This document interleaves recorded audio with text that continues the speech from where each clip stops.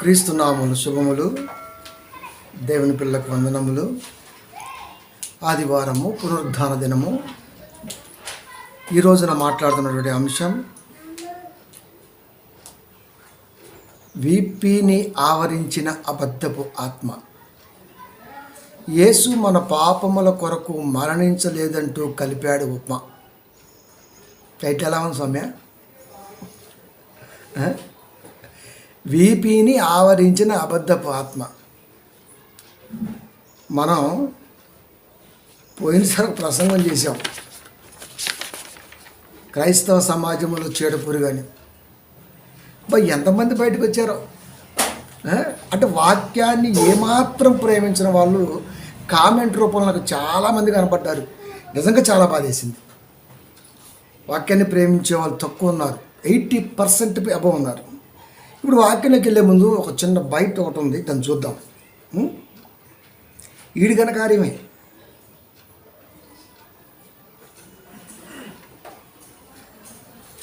ఏదో చెప్తాడు, వీపి చూపియాలి. మరి మనం చెప్పు.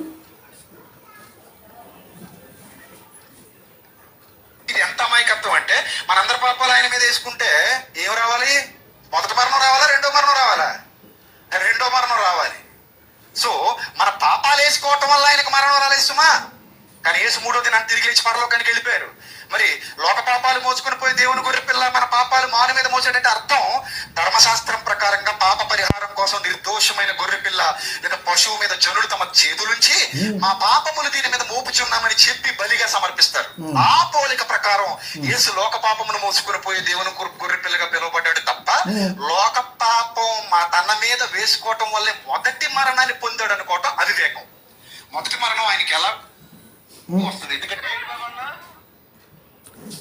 ఏమండి, ఇట్లాగే పెట్టాను చీడపురుగని. అంటే తగిన సమాధానం ఇచ్చాలేండి, ఒక్కొక్క కామెంట్కి ఒక్కొక్క రకంగా. ఒక అమ్మాయి అయితే నీ ముఖం అన్నది ఏదో అంది, నిన్న సేమ్ ఇద్దరు ముఖం ఒకటే అన్న, దెబ్బ పోయింది వెనక్కి. అందరు కాపర్లు అనుకుంటున్నారా? పగిలిపోద్ది వీపీ గడికి చెప్పండి. అది వాక్యాన్ని ప్రేమించే వాళ్ళు చాలా తక్కువ ఉన్నారండి.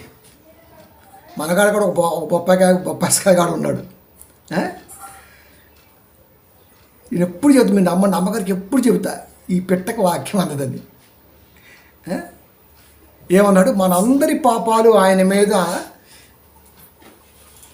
వేసుకోవటం వలన మొదటి మరణం రాలేదంట. మొదటి మరణం రావాలి, రెండో మరణం, ఇదేదో మాట్లాడుతున్నాడు అండి. మనందరి పాపాలు ఆయన మీద వేసుకుంటే ఏం రావాలి?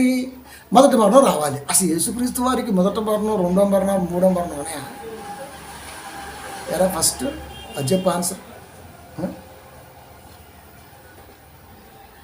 మన పాపాలు వేసుకోవటం వలన ఆయనకి మరణం రాలేదు సుమా.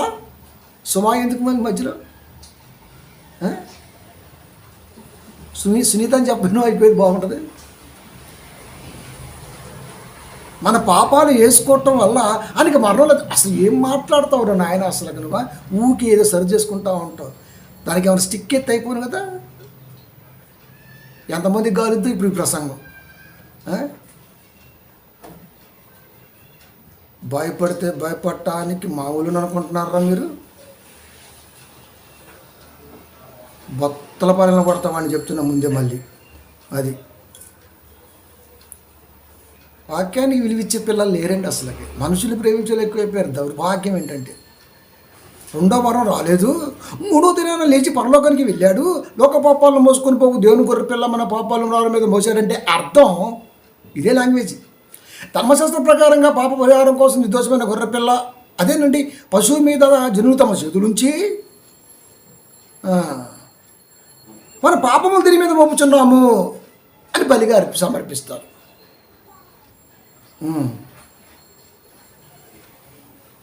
ఆ పోలిక ప్రకారం, ఏ పోలిక అంట? ఏ పోలిక? ధర్మశాస్త్రములో మా పాపాలను రాని మీద మోసాడంటే అర్థం చెబుతున్నాడు. ధర్మశాస్త్ర ప్రకారం పాప పరిహారం కోసం నిర్దోషమైన గొర్రె పిల్ల పశువు అదేనండి పశువు మీద జనులు తమ చేతులుంచి మా పాపాలు దీని మీద మోపుచున్నాము చెప్పి బలిగా దాన్ని అర్పిస్తారు. పాత నిబంధనలో ఉన్నాయి కదండి. మరి పాప పరిహారార్థ బలి, సమాధాన బలి, తర్వాత మొక్కుబడులు, ఇంకా రకరకాలు బళ్ళు ఏవేం కానీ మొక్కుబళ్ళు ఉన్నాయి కదా, ఉన్నాయి. ఆ పోలిక ప్రకారం యేసు లోక పాపం మోసుకొని పోవు గొర్రెపిల్లగా పిలువబడ్డాడే తప్ప లోక పాపం తన మీద వేసుకోవటం వలన మాత్రం మరణం పొందలేదు. అంటే ఇప్పుడు రెండో మరణం కూడా ఉంది యేసుకి, ఉండాలి కదా మరి. మనకు ఎలాగో రెండో మరణం కూడా ఉంది, మరి ఆయన కూడా ఉందా? నిజంగా వీడి లాంటి అవివేకి, సువార్త అజ్ఞాని, వీడి గురించి నిజం చెప్పనా, మన అమ్మతేజ అనేవాడు పాస్టర్ గారు కాకినాడలో ఒక మీటింగ్ పెట్టాడు. ఆయన పెడుతుంటారులేండి అక్కడక్కడ మళ్ళాగాడు.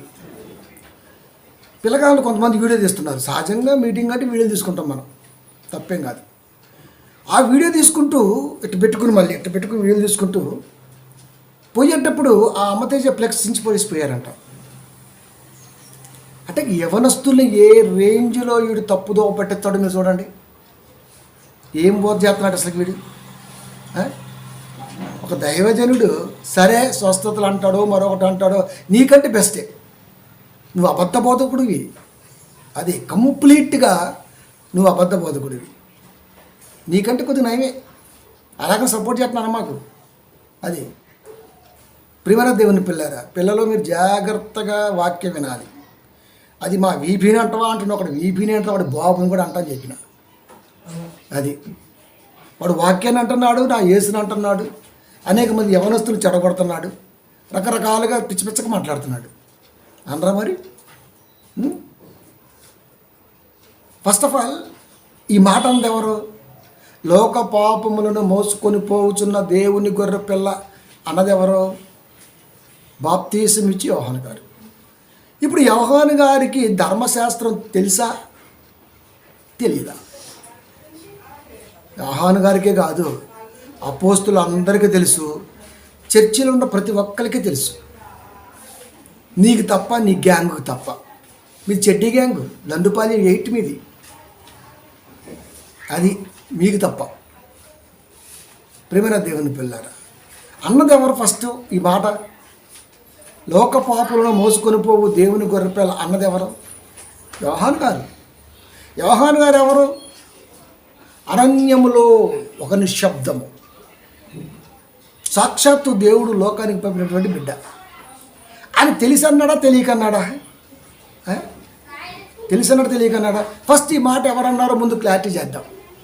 తర్వాత ఈ వీపీ ఏమన్నాడో లైన్లోకి వెళ్దాం. వీపీ అంటే నాకు వ్యక్తిగతంగా పరిచయం లేదు, వాడితో సంబంధం కూడా లేదు. కానీ వాడి ప్రసంగాల్లో కొన్ని బయటలు ఉంటే చూసినా అవి పెడుతుంటాడు, అన్నీ తప్పులే. ఇప్పుడు ఆ మాట ఎవరన్నారు? యోహాను సువార్త 1వ అధ్యాయము 29వ వచనం. బైబిల్నే నమ్మాలి, కానీ వీపీ ఫాలోయింగ్లో బైబిల్ నమ్మరు. వాడు చెప్పిందే నిజం అంటారు, వాడు చెప్పింది ఏది నిజం కాదు. ఇప్పటి వరకు వాడు ప్రపంచంలో తప్పుడు బోధ చేసేవాడు కాదు, ముందు స్థానంలో ఉన్నాడు. అది 1:29. మరునాడు యోహాను యేసు తన యొద్దకు రాగా చూసి, ఇదిగో లోక పాపములను మోసుకొని పోవు దేవుని గొర్రెపిల్ల అన్నది ఎవరు? దేవుని గొర్రెపిల్ల. దేవుని గొర్రెపిల్ల, లోక పాపములను మోసుకొని పోవు దేవుని గొర్రెపిల్ల అన్నది యోహాను గారు. So it's cleared. కనుక ఈ మాట పలికింది ఎవరు ఉన్నారంటే అది యోహాను గారు, మనకు అర్థమైపోయింది. ఇప్పుడు యోహాను గారు యేసుని కూర్చున్న ఈ మాట ధర్మశాస్త్రం తెలిసన్నారా తెలియకన్నారా? వీపీకి తప్ప ధర్మశాస్త్రం ఉన్నటువంటి లోతు చాలామంది తెలుసు, వీడికి తప్ప. ఈ మాట అన్నది ఎవరు ఫస్ట్? దాన్ని మనం ఐడెంటిఫికేషన్ చేసాం, యోహాను గారు. అంటే యోహాను గారు అన్నది ధర్మశాస్త్ర ప్రకారంగా ఆ పోలిక చెప్పిన ఆ ఉద్దేశంతో అన్నాడా, ఇంకా ఏదో చెప్పడానికి అన్నాడా? అది మనకు తెలియాలి. లొడలొడలొడలో చెంబులో రాలేసి వాగినట్టు వాగుతాడు. అది ఒక క్లారిటీ ఉండదు, ఒక ప్రసంగం ఉండదు. వచ్చే ఆదివారం హేబేలు రక్తం కయ్యూన్ని కాపాడుతుందంట. మీ అయ్య కాపలాగా చెప్పాడు నీకు? ప్రియమైన దేవుని పిల్లరా, అంత అబద్ధ బోధ ఉందారా వీడి దగ్గర అసలుకి. కనుక ఈ మాట వ్యవహారం కాదు. ఆయనకు ధర్మశాస్త్రం తెలుసా తెలీదా? ఆయనకే కాదు, అపోస్తులు అందరికీ తెలుసు. ఒక మంచి మాట చూద్దాం దాని ఉద్దేశాన్ని. అపోస్తుల కార్యములు 13వ అధ్యాయము 39వ వచనము.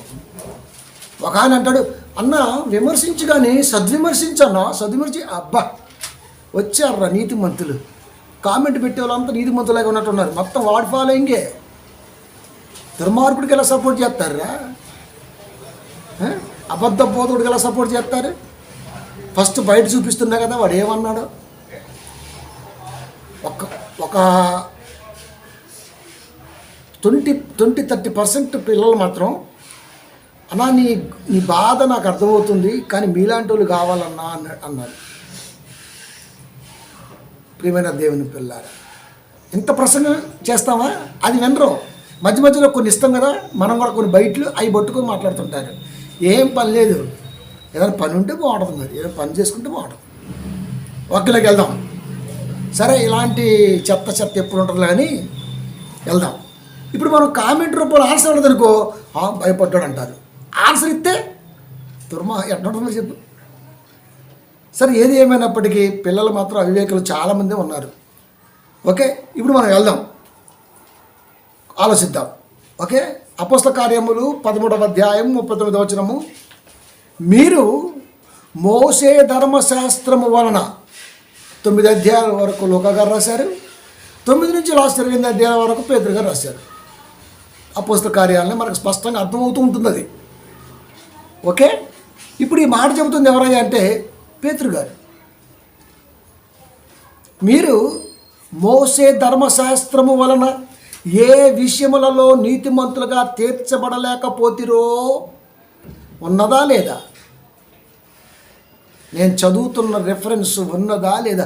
వాడిలాగా పచ్చని చాల మీద పిచ్చుకలు వాళ్తే డబ్బాని కర్రతో కొట్టినట్టు వాగను నేను. చాలా జాగ్రత్తగా ఒక్కొక్కటి ఇచ్చుకుంటూ ఒలిసేస్తామండి. అది ఇప్పుడు ఎంతమందికి మండిద్దో తెలిసిపోద్ది మనకి.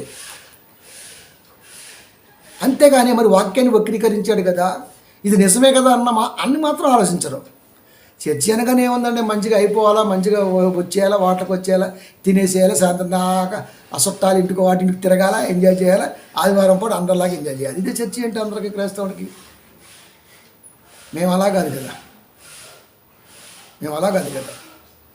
కనుక మీరు 13:39 అపోస్తల కార్యములు, మీరు మోసే ధర్మశాస్త్రము వలన ఏ విషయములలో నీతిమంతులుగా తీర్చబడలేకపోతిరో, మోసే ధర్మశాస్త్రం వలన ఏ విషయాలైతే ఉన్నాయో నీతిమంతులుగా తీర్చబడకుండా ఉండటానికి ఆ సందర్భం మాట్లాడుతూ పోతిరో, ఆ విషయములన్నిటిలో విశ్వసించు ప్రతివాడును ఆ విషయాల్లో ఉన్నారు కదా, ఆ విషయంలో ఉన్నటువంటి వారు సైతం విశ్వాసంలోకి రావాలి. అలా విశ్వసించు ప్రతి వాడును ఈయన వలననే నీతిమంతుడుగా తీర్చబడుననియు మీకు తెలియగాక. ఈయన వలననే నీతిమంతులుగా మీరు తీర్చబడతారే తప్ప మోసే ధర్మశాస్త్ర ప్రకారం ఏ విషయాలైతే ఉన్నాయో ఆ విషయాల ప్రకారం తీర్చబడరు నీతిమంతులుగా అని చెప్పేశాడు. ఇప్పుడు దాంట్లోకి ఈ గొర్రె పిల్ల కూడా వస్తుంది. అది మన పాపాలు రాని మీద మోసాడంటే అర్థం వీపీ అంటున్నాడు. ధర్మశాస్త్ర ప్రకారంగా పాప పరిహారం కోసం నిర్దోషమైన గొర్రెపిల్ల పశువు మీద జనులు, అంటే అదే గొర్రెపిల్ల అంటే పశువు కదా, పశువు మీద జనులు తమ చేతులుంచి మా పాపములు దీని మీద మోపుచున్నాము అని చెప్పి బలిగా సమర్పిస్తారు, పాపాలు పోతాయి. అది దేవుడు ఎందుకు పెట్టాడు తెలుసా వీపీ? నువ్వు పాపం చేస్తున్నావు, అది నీకు అర్థమవుతుంది. అది పోవటానికి ఇది ఒక పాప పరిహారార్థ బలిగా జ్యేష్ఠ, అంటే మొదటి దాన్ని, జంతువుల్లో మొదటి దాన్ని బలిగా ఇవ్వాలి అని చెప్పాడు దేవుడు. అంటే నేను తప్పు చేస్తే, నేను పాపం చేస్తే, నేను దేవుడికి దూరంగా ఉంటే నీ రియలైజ్ అయిన తర్వాత తిరిగి మరలా ఆ మోసే ధర్మశాస్త్ర ప్రకారం ఏదైతే తులుసులు బిడ్డ ఉంటుందో పశువు బిడ్డ దాన్ని తీసుకొని నేను బలివ్వటం ఏంటి, నేను చేసేది నేను, తప్పు నాలో ఉన్నది, ఏ తప్పు నోరు లేని ఆ జంతువుని నేనెందుకు వధించాలి అనే ఆలోచనలోకి మనిషి అన్నవాడు వస్తాడని అది నేర్పటం కొరకు దేవుడు తీసుకున్న నిర్ణయమే అది. ఆయన బలియు అర్పణ కోరలేదు. ఆ నిర్ణయం అర్థం ఏంటి? నువ్వు చేసే తప్పుకు అది ఎందుకు బలి అవ్వాలి, తప్పు నువ్వు చేసావు అది ఎందుకు బలి అవ్వాలి అని మనిషి ఆలోచిస్తాడేమో అనుకున్నాడు దేవుడు. తప్పులు చేయటం బలి ఇవ్వటం, తప్పులు చేయటం బలి ఇవ్వటం, తప్పులు చేయటం బలి కంటిన్యూ అవుతుంది అది. దానివలన నీతిమంతులుగా తీర్చబడరు. అలా విశ్వసించిన వారిలో నుండి వాక్యాన్ని గ్రహించినటువంటి పిల్లలు విశ్వసించి విశ్వాసంలోకి వచ్చి ఈయన వలననే నీతిమంతులుగా తీర్చబడు ననియు మీకు తెలియనుగాక అన్నాడు. నీతిమంతులుగా తీర్చబడాలంటే యేసుక్రీస్తు వారి ద్వారానే నీతిమంతులుగా తీర్చబడాలి తప్ప ధర్మశాస్త్రం వలన ఏ విషయాల్లో కూడా నీతిమంతులుగా తీర్చబడే ఛాన్స్ మానవాళికి లేదు. క్లియర్ కట్ కదా, అవుతుంది కదా, క్లియర్ కట్ అవుతుంది కదా. కనుక ఎంత క్లియర్ కట్గా ఉన్నాయి వీపీ ఎందుకు అర్థం కాలేదు అంటే అబద్ధపు ఆత్మ వీపీని ఆవరించింది, అందుకు వాడికి అర్థం కావట్లా అది. కనుక ఇంకా అంతే డగ మాట్లాడుతూనే ఉంటాడు.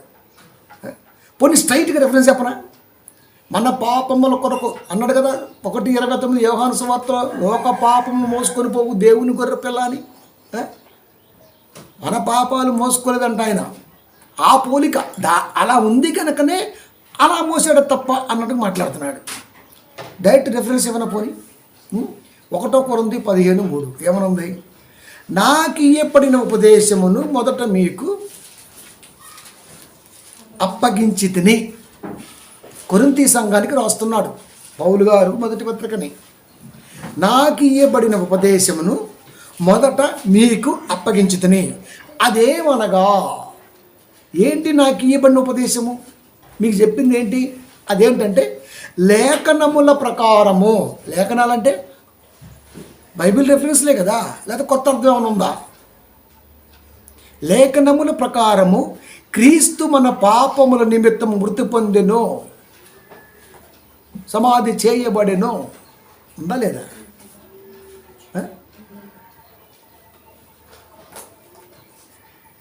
లేఖనముల ప్రకారము క్రీస్తు మన పాపముల నిమిత్తము మృతి పొందెను. బీపీ ఏం చెబుతున్నాడు? మన పాపాలు బాని మీద మోసాడంటే అర్థం మన లోకమా?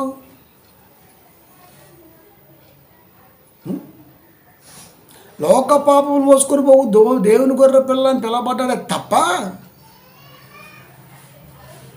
మన పాపాలు మాత్రం వేసుకోవడం కాదంట. ఎలా మాట్లాడుతున్నాడు రా బాబు అసలుకి, ఎలా మాట్లాడుతున్నాడు చూడండి. లోక పాపాలు తన మీద వేసుకోవటం వల్ల మాట మరణం పొందలేదంట.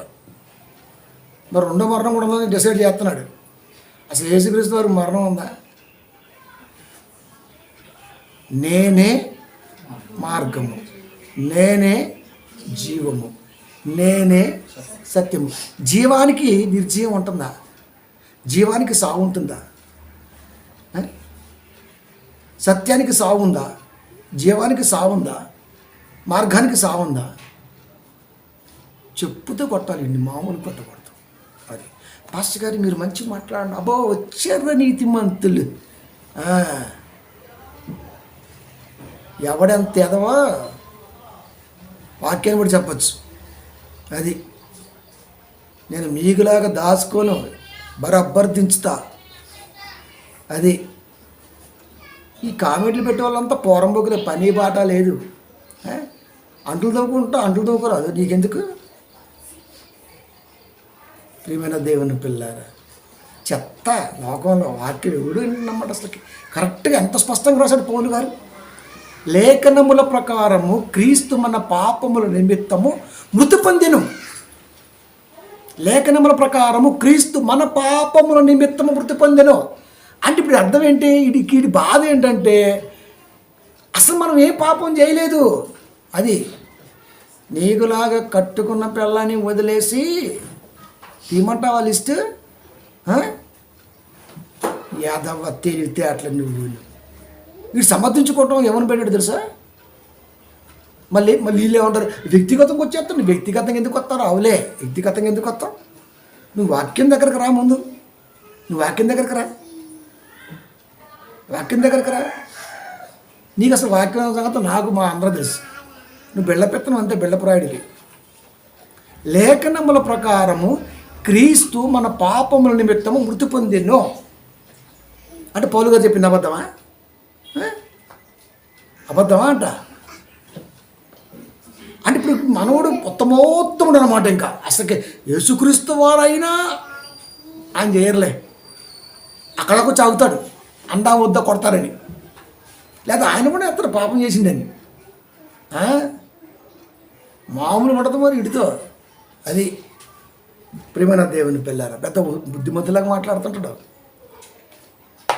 కదా. మనం మనోళ్ళు బైబిల్ చదవరమ్మా, క్రైస్తవులు బైబిల్ చదవరమ్మా. మా దగ్గర కూడా అట్టిపండు సత్తిపండు బైబిల్ చదవడు. ఊరికే వాడు ఆడబెట్టి గిక్కుంటారు చేతులు. ఆ చేతులు ముంచి అది అందిస్తారు కదా, దాన్ని ఏమంటారు? రోడ్డు పక్కన ఇంతలా ఉంటాయి, అది తింటుంటాడు. ఇంకా అది వీళ్ళంతా ఎవరో చెప్పనా? ఎప్పటికైనా సరే వాక్యం వాడిని దయించి వేసిద్ది. నువ్వు నిజంగా వాక్యాన్ని ప్రేమించు, ఎంత ఆస్వాదిస్తావో తెలుసా? అబ్బా ఎంత మంచి వాక్యం. వాడేమో మన పాపాల కొరకు మరణించలేదు అంటే అర్థం ఏంటి? అసలు మనం ఏ పాపం చేయలేదు, నేనైతే అసలుకి ఏ పాపం చేయలేదు అన్నట్టు చెబుతున్నాడు. బుద్ధిమంతుడు. మరి పౌలు గారు లాంటి వాళ్ళు మేము బుద్ధిగిన్ను ఆయన, మీరే గొప్ప వాళ్ళు అన్నట్టు మాట్లాడితే వీడు మాత్రం ఒప్పుకోడు అసలుకి. అలా నేర్పాడు పిల్లలకి. అది బాగా వదలబోతు, మామూలు కాదు అసలుకి. నిజంగా ఇటు ఎరుపుష్మే, మామూలు బెట్టలు అసలు వ్యవహారం. ప్రియమైన దేవుని పిల్లారా, క్రీస్తు మన పాపముల కొరకు మృతి పొందెను. గలతీ 1:4 మన తండ్రి అయిన దేవుని చిత్త ప్రకారము, దేవుడి ఇష్టం ఏంటి, దేవుడి కోరిక ఏంటి, దేవుడి సంకల్పం ఏంటి క్రీస్తు వారి పట్ల? యోహాను గారు ఏం చెప్పారు? లోక పాపములను మోసుకొని పోవు దేవుని గొర్రె పిల్ల అని యోహాను గారు చెప్పారా? పౌలు గారు ఏం చెప్పారు? లేఖనముల ప్రకారము క్రీస్తు మన పాపం నిమిత్తం మృతి పొందెను అని పౌలు గారు చెప్పారు. యోహాను గారు చెప్పారు, పౌలు గారు చెప్పారు. అలాగే అదే పౌలు గారు దేవుణ్ణి ముందు పెట్టంటున్న మాట ఏంటో తెలుసా? గలతీ 1:4 మన తండ్రి అయిన దేవుని చిత్త ప్రకారము అంటే తండ్రి సంకల్పం కూడా క్రీస్తు వారి పట్ల ఎలా ఉందంటే, క్రీస్తు మనలను ప్రస్తుతపు దుష్టకాలములో నుండి విమోచింపవలెనని మన పాపముల నిమిత్తము తన్ను తాను అప్పగించుకొనెను. అంటే మృతి పొందెను. లోక పాపములను మోసుకొని పోవు దేవుని గొర్రె పిల్ల. లేఖనముల ప్రకారము క్రీస్తు మన పాపముల నిమిత్తము మృతి పొందెను. తండ్రి చిత్తము కూడా దుష్టకాలములో ఉన్న పిల్లను విమోచించాలి కాబట్టి ఆ పాపాల నిమిత్తమే తన్ను తాను నా కొడుకు అప్పగించుకోవాలి అని.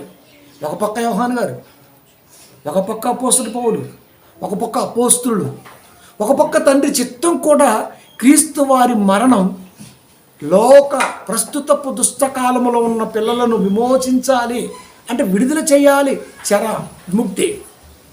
దానికి మార్గం శిలువ మీద క్రీస్తు మరణం. యేసుక్రీస్తు వారు శిలువలో లోక పాపములను మోసుకొని మరణించాలి. తండ్రి డిసైడ్ చేశాడు.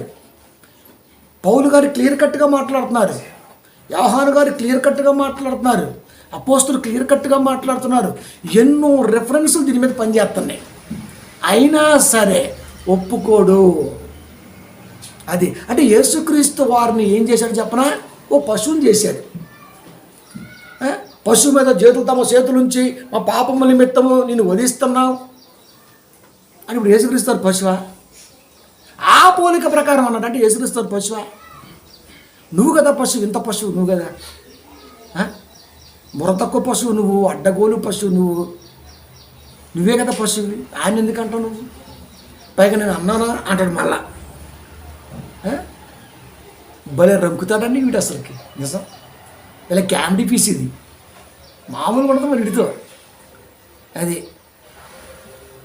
చదవండి, వీడియో చదవండి బాబు. బైబిల్ ఏ కాడికి పైసలు బాగున్నాయి ఏంది, ఏదో యూనివర్సిటీలో ఉన్నాడు, జనాలు బాగా తెలుసు, అక్కడక్కడికి పంపించాడు పెద్ద ఆయన సువార్తకి, అలా పరిచయం అంతే. ఇప్పుడు నాకు పేరు కావాలా, పేరు కావాలా, పేరు కావాలా, మడిసి పెట్టుకో కోటి జేబులు. ఎంపర్లు ఆడతాడు. అంటే పిల్లలను కూడా ఆగం చేసి పడేశారు కదండి. బైబిల్ చదవరండి. ఇప్పుడు బైబిల్ ఉన్నాయని అబద్ధం చెబుతున్నాను నేను. బైబిల్ ఉన్నాయి కదా, ఆ బైబిల్లో ఉన్నామో మా వీపీ చెప్పింది నిజం అన్నట్టు ఉన్నారు పిల్లలు అసలుకి. ఒరే ఈ మంత్రం ఎలా వేసేవారు నువ్వు పిల్లలకి? మామూలుగా లేదండి అసలు వీడి దగ్గర. ఉన్నదా లేదా గలతీ 1:4 మళ్ళీ చదవనా? మన తండ్రి అయిన దేవుని చిత్త ప్రకారం. ఇప్పుడు దేవుని చిత్తం కూడా ఏంటండి? దేవుని చిత్తం కూడా ఏంటి? దైవ చిత్తం ఏంటి? క్రీస్తు మనలను ప్రస్తుతపు దుష్టకాలములో నుండి విమోచింపవలనని, విడుదల చేయవలనని, మన పాపముల నిమిత్తము తన్ను తాను అప్పగించుకొనినో. అబద్ధం అంటాడు. లేదు లేదు లేదు లేదు లేదు లేదు మన పాపం కొరకేం మరణించలేదు, అలా మరణిస్తే అది మొదటి మరణం అవుద్ది అంటాడు. అసలు యేసుక్రీస్తుకి మొదటి మరణం ఉందా? ఉందా అంట. ఆత్మరూపిగా ఉన్న ఆయన శరీరాన్ని ధరించుకొని ఎందుకు వచ్చాడంటే, ఓ నరుడా, నీ జీవితం ఇంతకాలమేరా, దీని తర్వాత నువ్వు ఉండవలసిన మహాలోకములో ఎల్లకాలము ఉండాలిరా అని ప్రత్యక్షంగా చెప్పటం కొరకు ఆ దేహాన్ని అమర్చుకున్నాడు, లేదా ధరించుకున్నాడే తప్ప నీకు చెప్పటం కొరకు. అంతే, నీకు చెప్పటం కొరకు. ఆయన ఆకారంగా కనపడుతున్న యేసుక్రీస్తు వారి ఆకారంగానే చూస్తున్నాడు. గొర్రె పిల్లను కానీ ఇటు గొర్రె పిల్ల అనుకుంటున్నాడు. అంతే, తక్కువ కదా మరి. ప్రియమైన దేవుని పిల్లారా, దేవుని చిత్తం ఏంటి? మన పాపముల కొరకు క్రీస్తు మరణించాలి. ధర్మశాస్త్ర ప్రకారం కాదు, ధర్మశాస్త్ర ప్రకారంగా పాప పరిహారం కోసం అయితే కాదు. కానీ మనోడు ఏమంటున్నాడు? మన పాపమును మ్రాను మీద మోసాడంటే అర్థం ధర్మశాస్త్ర ప్రకారంగా పాప పరిహారం కోసం నిర్దోషమైన గొర్రెపిల్ల, అదేనండి పశువు మీద జనులు తమ చేతుల నుంచి మన పాపములు దీని మీద మోపుచున్నాము, నా పాపములు మా పాపములు దీని మీద మోపుచున్నాము అని చెప్పి బలిగా సమర్పిస్తారు. ఆ పోలిక ప్రకారం అన్నాడు. అంతేగాని మన పాపాలు మోసుకొని మాత్రాన్ని శిలువలో మరణించలేదు. ఆ పోలిక ప్రకారం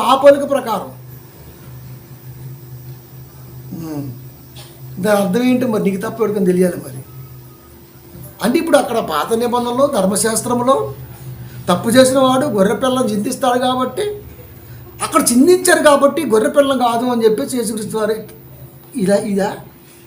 అంతేగాని మన పాపాల కోసం కాదంట. మరి అక్కడ తప్పు చేసింది ఎవరు? వాళ్ళే కదా. మరి వాళ్ళ పాపాల కోసమే కదా. వాళ్ళ పాపాలు పోవటం కొరకే గొర్రె పిల్ల మీద చేతులుంచి పాప పరిహారార్థ బలి అర్పించారు. మన పాపాలు పోవటం కొరకే యేసుక్రీస్తు వారిని మళ్ళీ సిలువకి అప్పగించాము. మనమే కదా అప్పగించింది కాదా? మేగి కొట్టినని ఏడ్చాడు కదరా, నేనే కదా ప్రభువా నిన్నని. పాట కూడా ఉంది కదరా, లెంట డేస్లో పాడతారు కదా పెద్దలు. సిలువాకు నిన్ను నే కొట్టి తీయని ఉండగా పాట ఉంది కదా. అంటే ఆ ధర్మశాస్త్ర ప్రకారము తప్పు చేసిన వాడు గొర్రె పిల్లని ఎంచుకొని దాన్ని బలిస్తూ చేతులుంచి బలిచ్చేస్తే పాపాలు పోతాయా? దాని ప్రకారమే జరుగుతుంది తప్ప, అందుకే వచ్చాడు తప్ప మన పాపాల కొరకైతే కాదు అని చెప్తున్నాడు. కడుపుకు అన్నం తింటున్నావా లేకపోతే గడ్డి తింటున్నావా? నోటికి ఎంత తంత మాట్లాడతావు. ఒరే అక్కడ నీ పాపాలు పోవటానికి నీకు బుర్ర పని చేయాలని మళ్ళీ ఎన్నిసార్లు చెప్పాలరా బాబు? చెప్పింది చెప్పి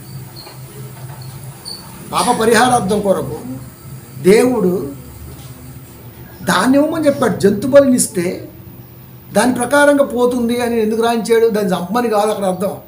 చంపేటప్పుడు కనీసం ఆలోచిస్తావేమోనని. అది నువ్వు ఆలోచించలేదు కనుకనే యేసుక్రీస్తు వారు నీకు కనబడాలి. మనిషి కొరకు ప్రాణం ఇస్తే కనీసం కరుగుతావేమోనని మళ్ళీ ప్రయత్నం అయితే చేశాడు దేవుడు. కానీ 18 లోకాసువార్త ప్రకారం భూమి మీద విశ్వాసం కనుగొనున్నా అన్నాడు దేవుడు. ఆయనను మనుష్య కుమారుడు రెండవ రాకడ యందు భూమి మీద విశ్వాసము కనుగొనునా అంటే అర్థం ఏంటి? ధర్మశాస్త్ర ప్రకారం జంతువులు తొలగించినా సరే మీ పాపాలు పోవు. మీ పాపాల కొరకు యేసుక్రీస్తు వారు మరణించినా మీ మనసులో కదా ఆ ఉద్దేశం రాదు. నీలాంటి బోధకు ఉన్నంత వరకు రెండింటికి తేడా లేకుండా పిల్లలు ఉంటారు. అది పుణ్యం కట్టుకుంటుండే బాగా ఆత్మలన్నింటినీ బాగా వెనకేస్తుండేగా నరకానికి తొలగబోతారు తొందరలోనే. జీతగాడే. అది జీతగాడు గొర్రెల కాపరి కాడు గనక ఏదొచ్చినా తొడేలు వచ్చినా ఏదొచ్చినా సరే వదిలేసిపోతాడు. వీడు ఆ పాపతే. దయచేసి వీడి బారిని ఎవడో పడకండి. వాక్యాన్ని నమ్మే పిల్లగా భూమి మీద దేవుడు ఉండాలని కోరుకున్నాడు. మీరు ఏమి వినుచున్నారు జాగ్రత్తగా? మార్కు 4:24 మనకే. ఆయన కామెంట్ కింగులు మీకే, వీపీ గాడి బొచ్చు ఫ్యాన్స్ మీకే. అది పాస్టర్ గారు మీరు బొచ్చు అంటాం బాగలేదు. మంగళ షాప్కి వెళ్ళి బొచ్చు కత్తిరించి అంటావు కదా మరి. బొచ్చు అంటే నీ బుద్ధి నీ మనసులో ఏముందో మరి. నా మనసులో అయితే మామూలుగా ఇదే. ప్రతివాడు నీతిమంతులాగా మాట్లాడుతుంటాడు. అబ్బాబ్బాబ్బాబ్బాబ్బా వారిని యాసాలో. ఇక్కడ ఎనలిస్ట్ గుర్తుపెట్టుకోండి, మైండ్ ఎనలిస్ట్. ప్రియమైన దేవుని పిల్లారా, దేవుని చిత్తం ఏంటి? 1:4 గలతీలు ఏం చెబుతున్నాడు దేవుడు? పౌలు గారు పరిశుద్ధాత్మ ప్రేమతో ఏం రాశారు? మన తండ్రి అయిన దేవుని చిత్త ప్రకారము. మన తండ్రి చిత్తం కూడా అదే. మన తండ్రి చిత్తం కూడా ఏంటో తెలుసా? క్రీస్తు మనలను ప్రస్తుతపు దుష్టకాలములో నుండి విమోచింపవలెనని మన పాపముల నిమిత్తము తన్ను తాను అప్పగించుకొనిను. మన పాపముల నిమిత్తము అప్పగించుకున్నాడు. అంతేగాని ఆ పోలిక ప్రకారం యేసు లోకపాపం మోసుకుని దేవుని గొర్రె పిల్లగా పిలబడ్డాడే తప్ప పరమరాంగ్. ధర్మశాస్త్ర ప్రకారం పాప మర్యాద కోసం ఇలా మాట్లాడుతూ టూ మచ్ చెత్త బోధ, పరమ దరిద్రపు బోధకుడు. నాకు తెలిసి ప్రపంచంలో నీ అంత దుర్మార్గపు బోధకుడు ఎవ్వడూ లేడు. అది అంత దుర్మార్గంగా బోధిస్తున్నాడు వాక్యాన్ని. కంటి ముందు కనబడుతున్నాయి ఇన్ని రెఫరెన్స్లు.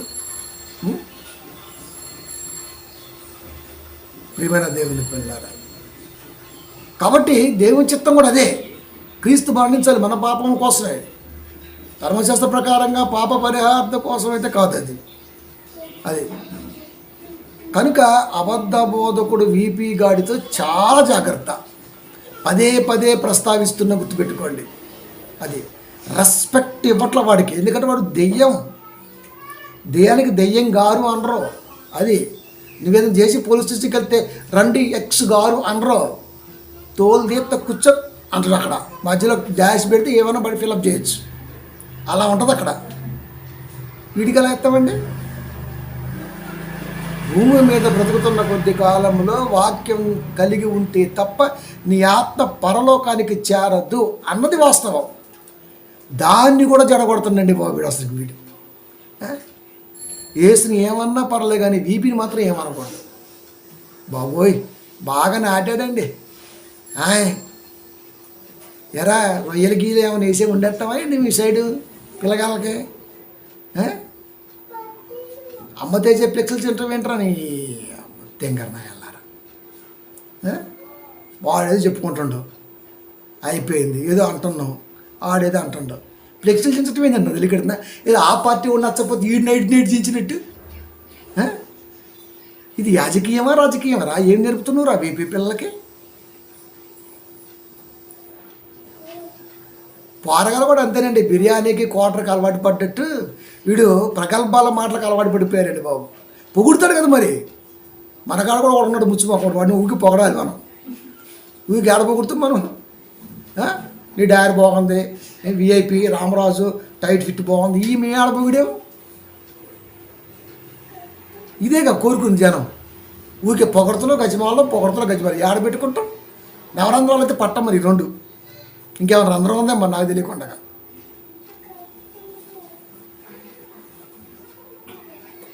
ప్రియమైన దేవుని పిల్లరా, వాక్యాన్ని ప్రేమించేవాడే కనపట్టలేదారు అసలు నాకు. ఉన్నారులేండి, నేను తెలిసిపోతుంది కదా కామెంట్ చూస్తుంటే. అందుకే ప్రతి కామెంట్ చదువుతాను తెలుసు. నేను టైం ఉన్నప్పుడు ప్రతి కామెంట్ చదువుతా. అంటే వాళ్ళ బుద్ధి ఏంటో. ఒక అమ్మాయి పెట్టింది, నేను అన్నా వాడిని శీతల మొహోడా అనేది అన్నా, మరి నీ ముఖం అని పెట్టింది. వెంటనే మనం మామూలు చెప్పలేదు, మరి నీ మొఖలాగే ఉందమ్మా. చర్చికి పోతున్నామ్మా, చర్చికి పోతున్నా, బోధిన పోయే ముందు బోధిన పో. ఇప్పుడు చూడండి మీరు, ఈ ప్రసంగం ఎంతమంది కలిగితే నిజం తీసుకోరండి. వాక్యాన్ని తీసుకోరు ఇల్లు. కనుక ప్రియమైన దేవుని పిల్లారా, ధర్మశాస్త్ర ప్రకారం అయితే కాదు, దేవుని చిత్తము యేసుక్రీస్తు వారు లోకానికి వచ్చి దుష్టకాలంలో ఉన్న మానవాల్ని విమోచించాలి నా కొడుకు శిలువ మరణం ద్వారా అని డిసైడ్ చేశాడు. కనుకనే వచ్చాడు.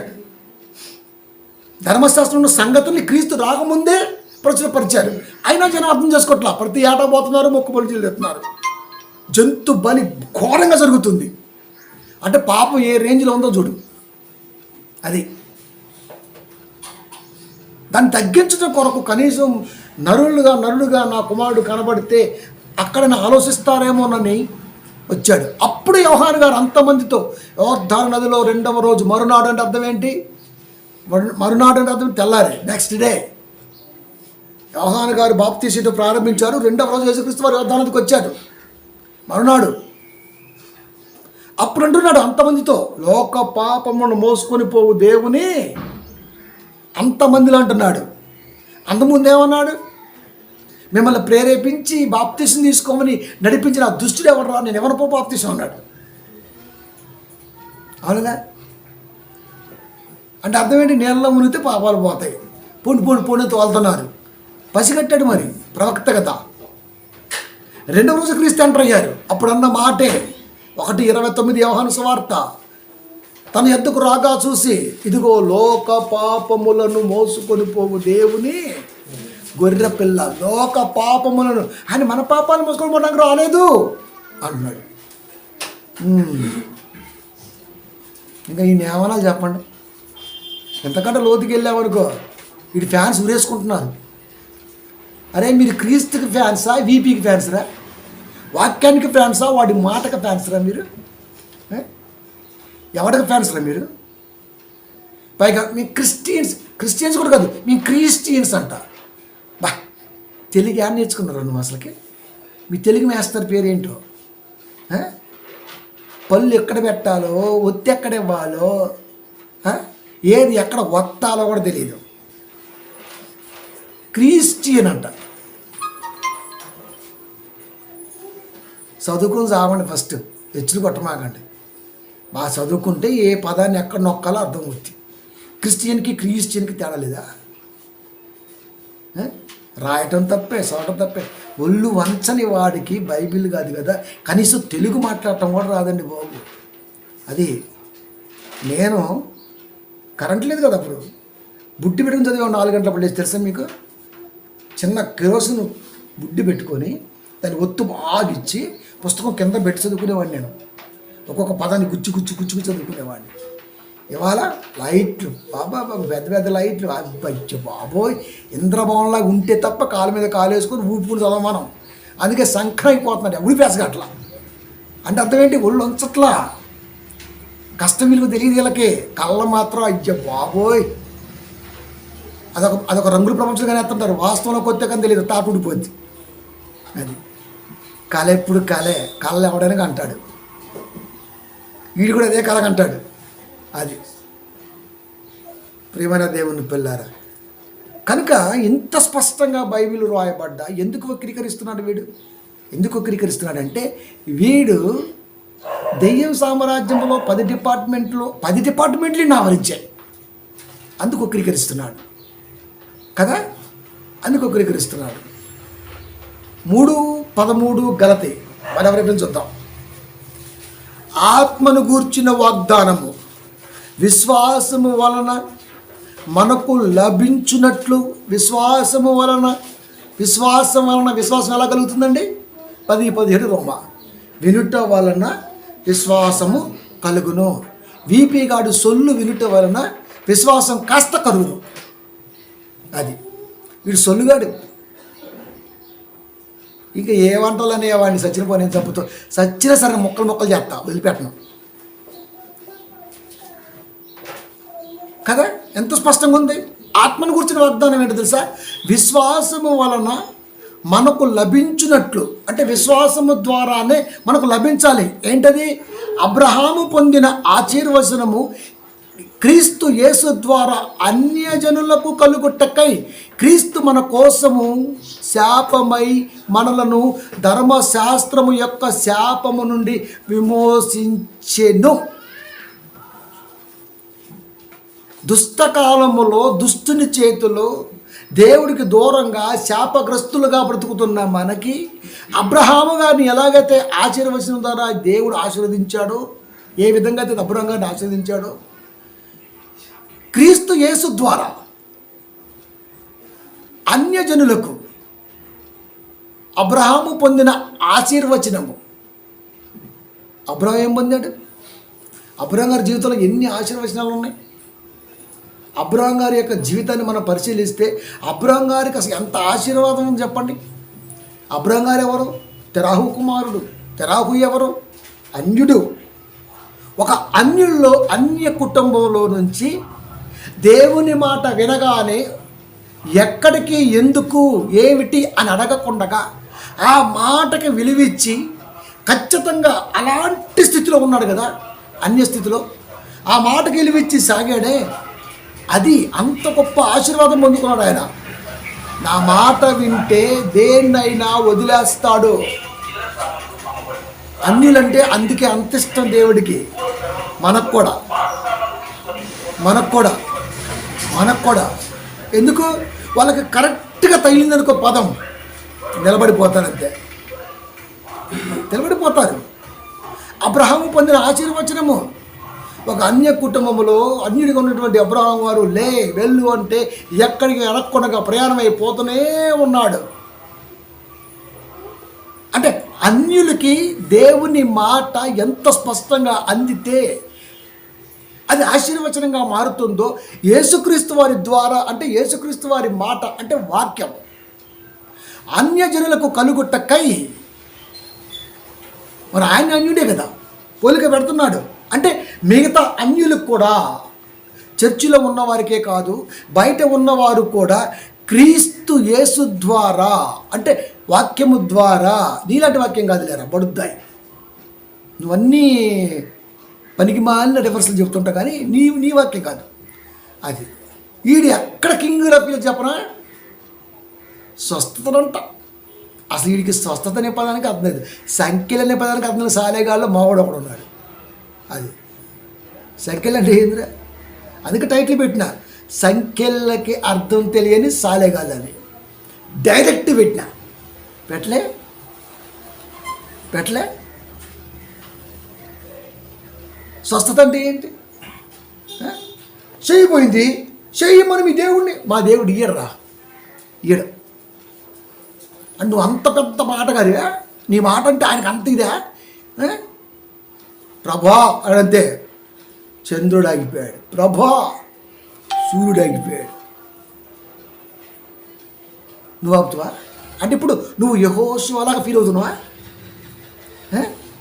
కాలి గోటుకు కూడా చాలు ఆ విశ్వాసానికి, చాలుతావా?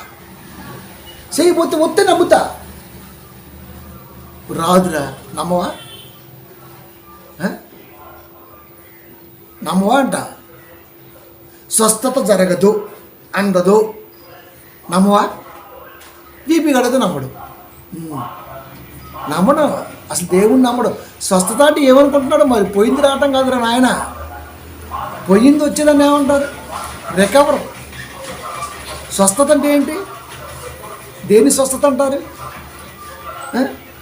పౌలు గారి ఒంట్లో బాధ ఉంది, అడిగాడు, నాయన మరి శరీరంలో ముళ్ళు నాయన, సంగతి ఏంటంటే నా కృప నీకు స్వస్థత అనుగ్రహిస్తా అన్నాడా? దాన్ని ఏమంటారు? మాటను ఏమంటారు? మాటను ఏమంటారు? అంటే కంటి ముందు అద్భుతాలు జరిగితే తప్ప స్వస్థతలు ఉన్నాయి అని అనుకోడు. ప్రియమైన దేవుని పిల్లలు, సమయం వచ్చినప్పుడు పూర్తి క్లారిటీగా మాట్లాడదాం. ఇప్పుడు అది కాదు కదా టాపిక్, మాట్లాడదాం అన్నీ. అది దేన్ని వదలం కదా మనం. కనుక ప్రియమైన దేవుని పిల్లరా, ఆత్మను కూర్చిన వాగ్దానం ఏంటో తెలుసా? విశ్వాసము వలన మనకు లభించినట్లు అబ్రహాము పొందిన ఆశీర్వచనము క్రీస్తు యేసు ద్వారా అన్య జనులకు కలుగుటకై క్రీస్తు మన కోసము శాపమై మనలను ధర్మశాస్త్రం యొక్క శాపము నుండి విమోచించెను. ధర్మశాస్త్రం యొక్క శాపం అంటే అర్థం ఏంటి?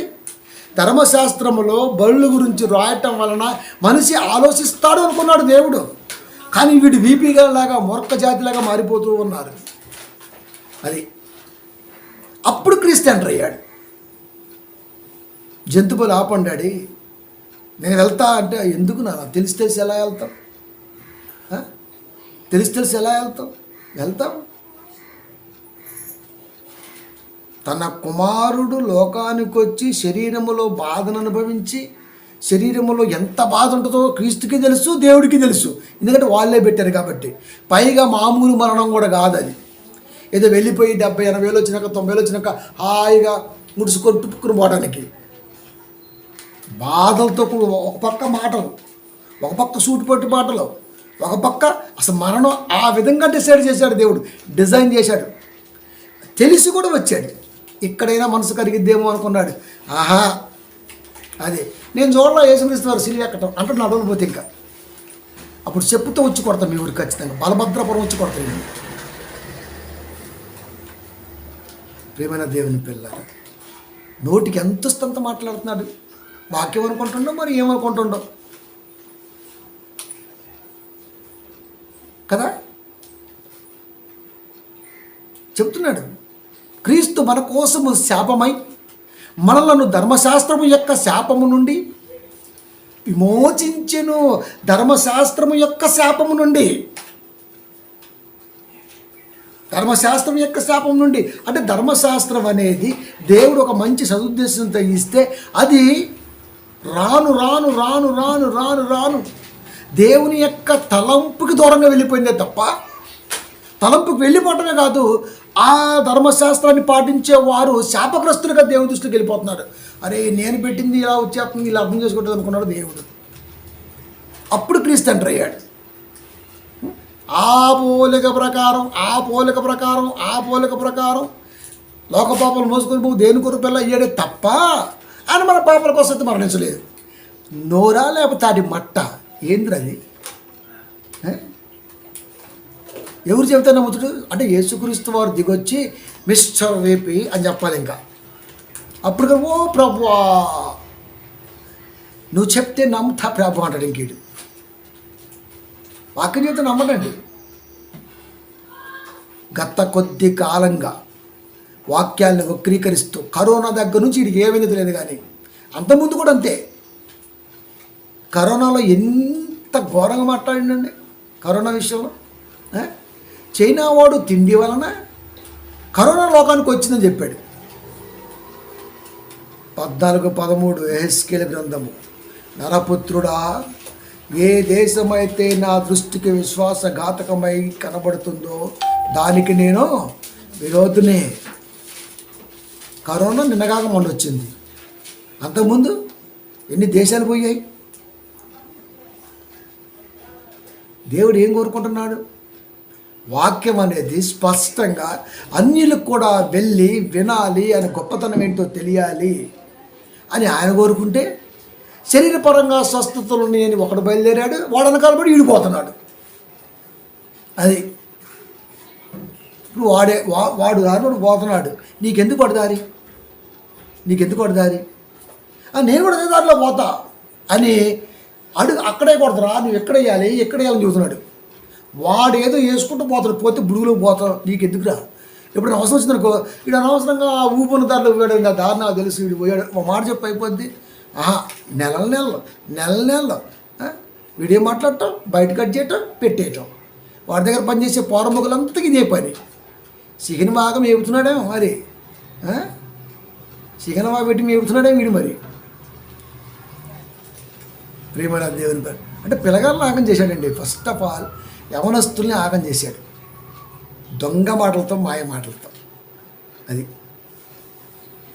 ఇన్ని వాక్యాలు ఉంటే ఇప్పుడు దీన్ని ఎలా వక్రీకరిస్తాడండి? ఇన్ని వాక్యాలు ఉంటే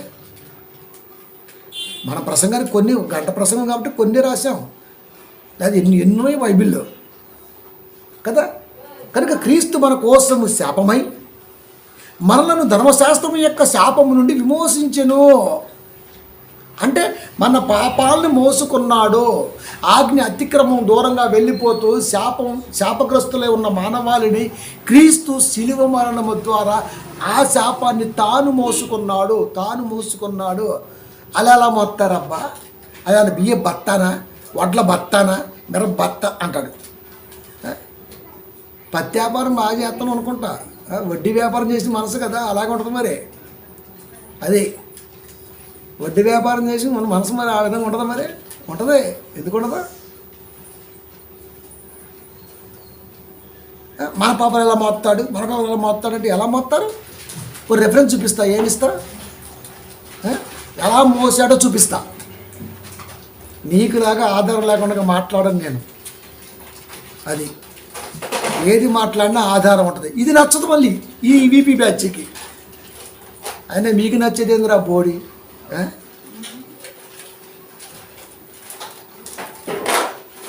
ఒక ఆమె పెట్టింది కామెంట్, మా అన్నయ్య వీపీ గారు మనుషుల్ని చాలా బాగా పిలుస్తారు అందరు. అవును మరి, మనుషుల్ని బాగానే పిలుస్తాడు, కానీ దేవుణ్ణే వేడిపిస్తాడు. అది కదా, మనుషులు బాగా పిలుస్తాడు. ఎవరిని పిలిచాడు బాగా చెప్పండి? ఎవరిని పిలిచాడు? మొదటి భార్యని పిలిచాడా? భార్య బతికుండగా మరొక స్త్రీని పెళ్లి చేసుకోకూడదు, క్రైస్తవుడి యొక్క మ్యాండేటరీ. మిగతా ఈ విషయాల గురించి కాదు, కానీ భార్య బతికుండగా భర్త మరొక స్త్రీని చేసుకోకూడదు. అలాగే భార్య కూడా చేసుకోనుకుంటే ఏం చేశాడు వీడు?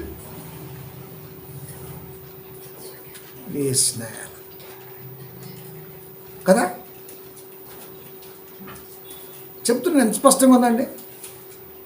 పురా రెఫరెన్స్ చెప్పినా ఎట్ట మొత్తడు ఇక ఎట్లా కంటే బియ్య బస్తా వడ్ల బస్తారండి చూపిస్తారా మరి. 1 పేతురు 2:24 ఎట్లా మాత్రం చూపిస్తారా? మనము పాపముల విషయమై చనిపోయి నీతి విషయమై జీవించినట్లు ఆయన తానే తన శరీరమందు మన పాపములను మ్రాను మీద మోసుకొనిను. నా గనబట్ల నేను నమ్మను అంటాడు. అరే బొచ్చుకొక్క, నువ్వు నమ్మితే ఎంత, నమ్మకపోతే అంత. ఇప్పుడు మనం బొచ్చుకొక్క అన్నాం కదా. ఇప్పుడు కామెంట్లు ఇంకో కామెంట్ పెట్టిద్ది, మరి నువ్వే కుక్క అని పెట్టిద్ది. అమ్మా నేనే చెబుతున్న కామెంట్, నేను మీ ఇంటి కుక్కని. అది నువ్వేం ఫీల్ అవ్వకు. ఆడ బొచ్చుకొక్క, నేను మీ ఇంటి కుక్కని. కామెంట్ కూడా నేనే పెట్టినా. నవ్వు వస్తుంటుంది, బాధ వేస్తుంటుందండి. నిజం. మరి ఇంత అజ్ఞానంగా ఎట్టున్నారండి సంఘాల్లో. ఒక పాట పాడే ముందు 10 సార్లు చూస్తా, వాక్యానికి విరుద్ధంగా ఉందా, రెఫరెన్స్ దూరంగా వెళ్తుందా, లేకపోతే వాడు ఊహించి రాస్తున్నాడా పాట. ఏదో అదే ఇంకా అది పాటే కదా. మరి ఊరి పెట్టేప్పుడు బస్సులు ఎందుకు? మరి మంచి లగ్జరీ బస్సులు బుక్ చేస్తే డుగ్గుడు కొనుక్కుంటూ పోయి బస్సులు బుక్ చేసుకోవచ్చుగా. ఆర్డినరీ బస్సులు ఎక్క మనం ఎక్స్ప్రెస్ ఉందా, సూపర్ ఎక్స్ప్రెస్ ఉందా, లగ్జరీ ఉందా, దాంట్లో డిటిఎస్ ఉందా? ఎందుకు వేసుకోవాలి మరి భాషా సినిమాని? అది లేదు నిద్ర పడుతుంది మనకి. స్లీపింగ్ కోచ్ ఉందా? కుషింగ్ షీట్స్ ఉన్నాయా? ఇవన్నీ ఉంటాయి. ఎందుకు అంత రేటు టికెట్? మళ్ళీ ఫెసిలిటీస్ కావాలి, టికెట్ మాత్రం తక్కువ కావాలి. గొంతెమ్మ కోరెక్కలు మామూలు లేదు మరి మీతో. అట్టుంటుంది మరిగా. మన పాపముల విషయమై చనిపోయి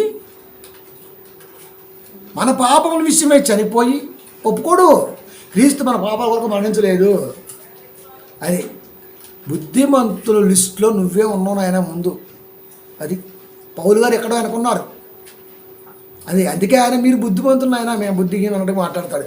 నువ్వు అట్ట కాదు రోయ్ బాబోయ్, నువ్వు మామూలు నటన విధానం కదరా బాబు. అది మన పాపముల విషయమై చనిపోయి పేతురు గారు మాట్లాడతారు. పేతురు గారు ఎవరండి? యేసుక్రీస్తు వారు సాక్షాత్తు 3.5 సంవత్సరాలు సహవాసం చేశాడండి. ఆయన కలిసిమెలిసి తిరిగాడండి ఆయనతో. ఆయన చెప్పిన నమ్మవరా? యోహాను చెప్తే నమ్మం, అపోస్తులు చూడదంటారు, మళ్ళీ వాళ్ళు చెప్పిన నమ్మం, దేవుడి సంకల్పం నమ్మం, చివరికి ఆయనతో సహవాసం చేసిన ఆయన చెప్పిన నమ్మడండి. మరి ఎవరు చెప్తే నమ్ముతారండి?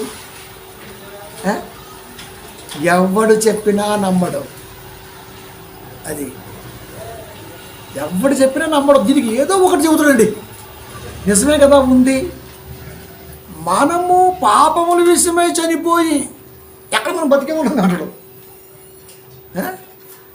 ఏదైనా మనలో దెయ్యానికి నువ్వు, అది డెవిల్ ఆఫ్ ఏథెన్స్, మామూలుడి కాదు నువ్వు.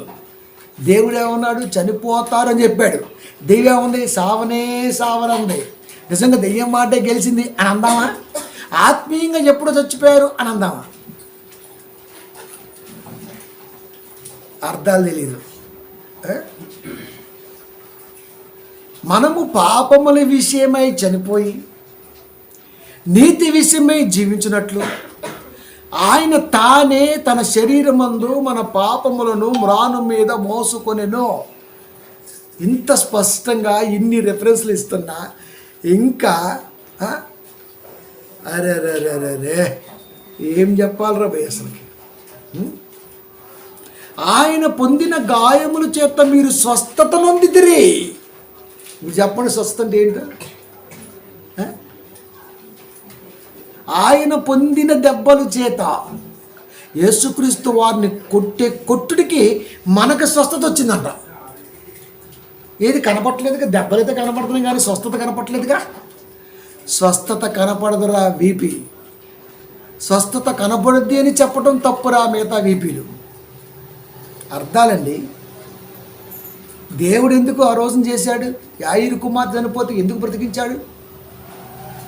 అలాగా నువ్వు బ్రతికిస్తావనే కాదు. క్రీస్తుని నమ్మని క్షణాలు, రోజులు, సాక్షాత్తు మెస్సయ్య వస్తాడని నమ్ముతున్న జనాల మధ్య మెస్సయ్య ఉన్నా నమ్మని జనం, నమ్మించడం కొరకు, రుజువు కావటం కొరకు, రుజువు చూపించటం కొరకు ఒరే చూసేనే నమ్మండ్రా అని ఆయన ఒక మెట్టు దిగి ఇవన్నీ చేసుకుంటూ వచ్చాడే తప్ప నేను చెయ్యనురా అంటే ఏం చేస్తారండి?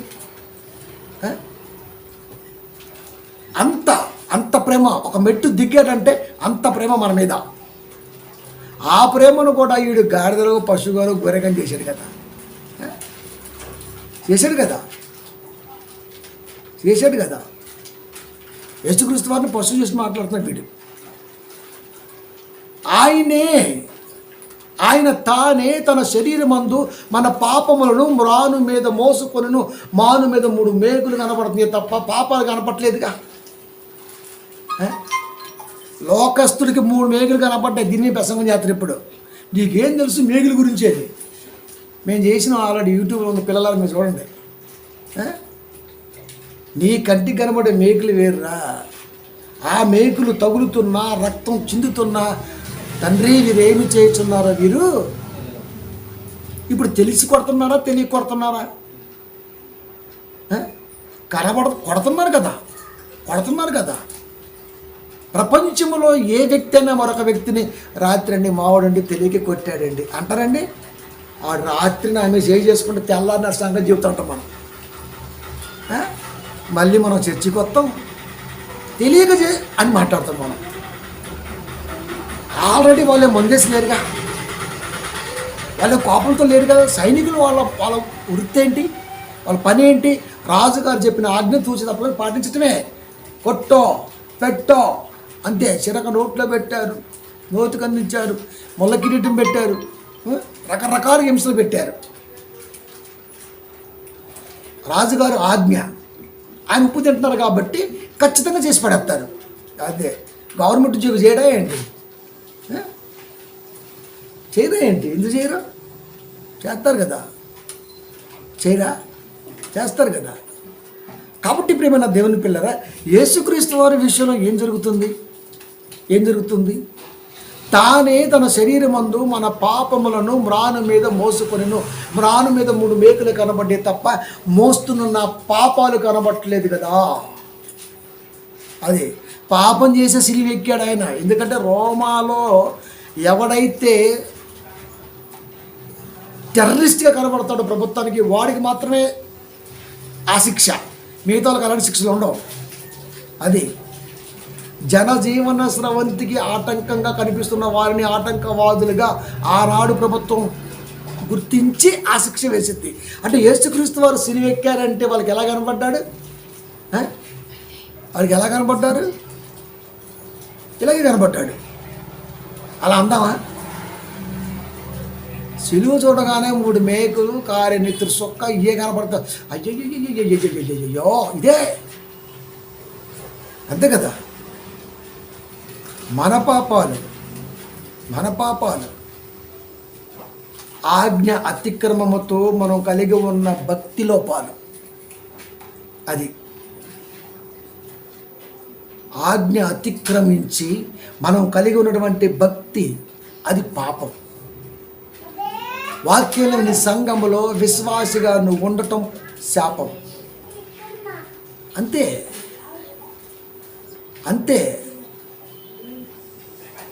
కోట్ల రూపాయలు ఆస్తుంది, కానీ ఇంత గుడిసేసుకొని ఉంటాడు. అదేంటి?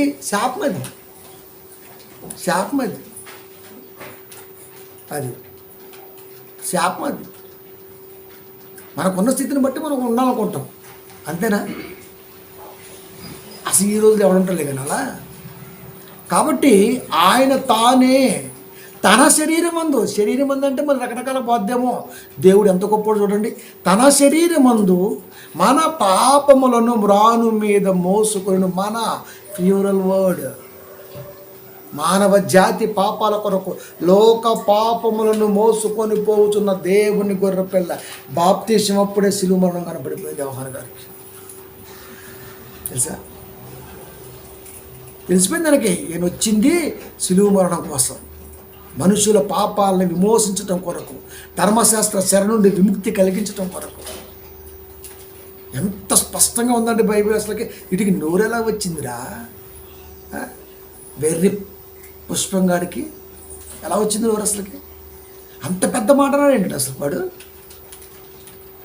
మన పాపల కొరకు మరణించలేదు, ఆ పోలిక చొప్పున ఆయన మరణించాడు. అలా మరణిస్తే దీన్ని ఏమంటారు? మొదటి మరణం కదా మరి అంటున్నాడు. అంటే మొదటి మరణం వస్తుందా అసలు గారికి?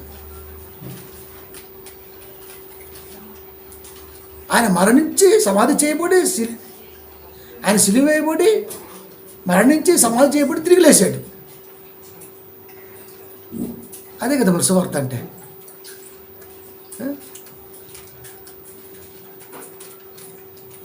మరి రెండో మరణం ఎందుకు ఉంటుంది?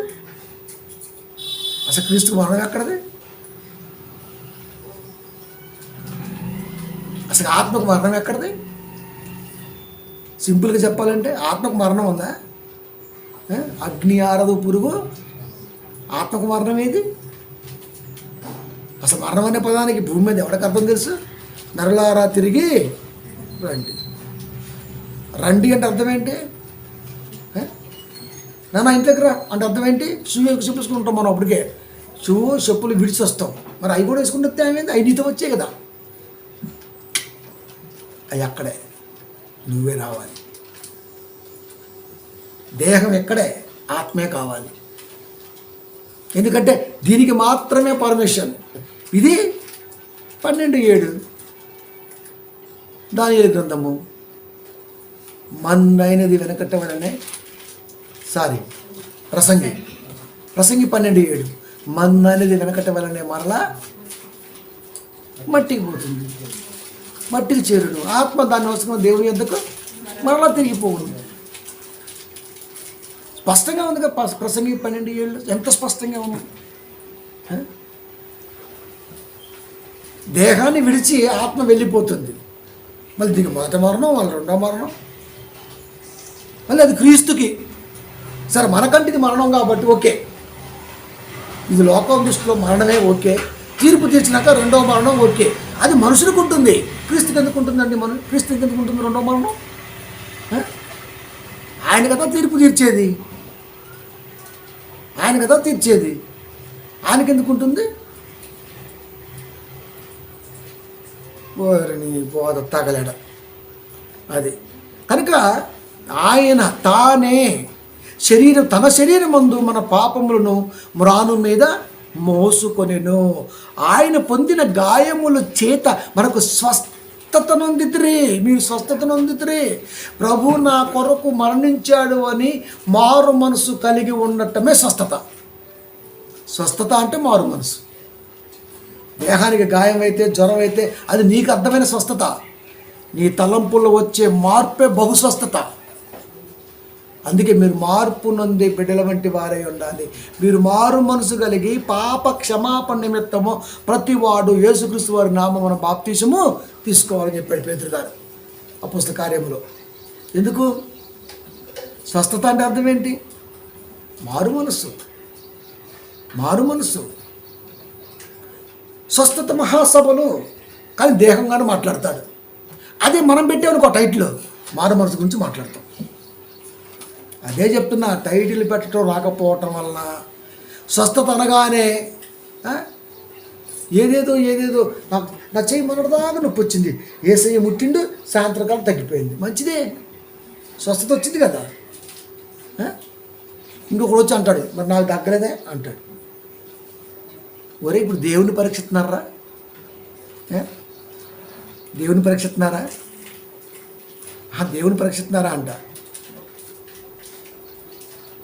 చెప్పటం తేడా, ఒక విషయాన్ని చెప్పటం తేడా వలన అది కాంట్రవర్సీకి దారితీస్తుంది.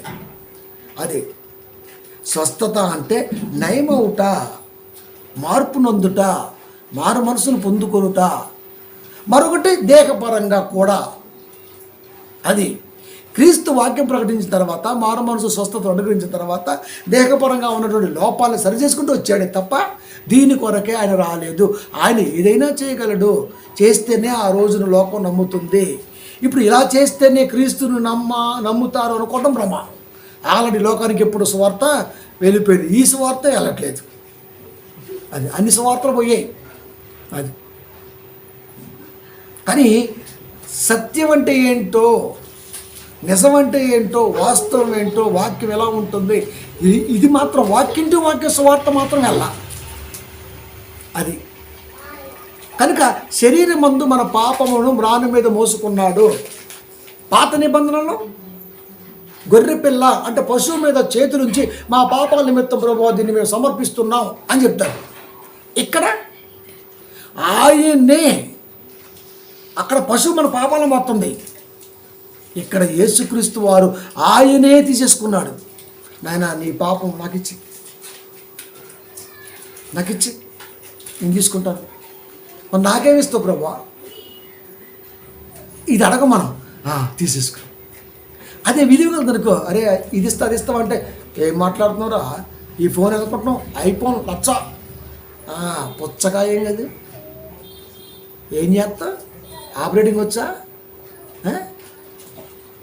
మొన్న ఒక సర్వేలో చెబుతున్నారు, ఎక్కువగా ఎచ్చులు మెంటాలిటీ ఉన్నోడే వాడుతున్నట్టు ఐఫోన్ని.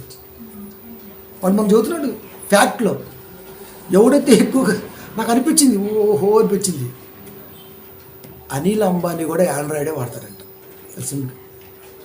వాడి పెళ్ళికి 7,000 కోట్లు ఖర్చు పెట్టాడు. ఆడు కూడా ఆండ్రాయిడే వాడతాడంట.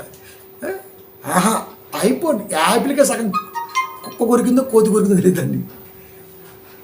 హెచ్చులు మళ్ళీ అది కనబడటం కొరకు వెనకాల కవర్ కూడా మళ్ళీ అదే యాపిలే. ఇలాంటిది తెస్తే ఫోన్ తెలియాలి అక్కడ. ఐఫోన్ నీకెందుకురా ఎర్ర బట్టను పచ్చబట్టను నొక్కేవాడికి?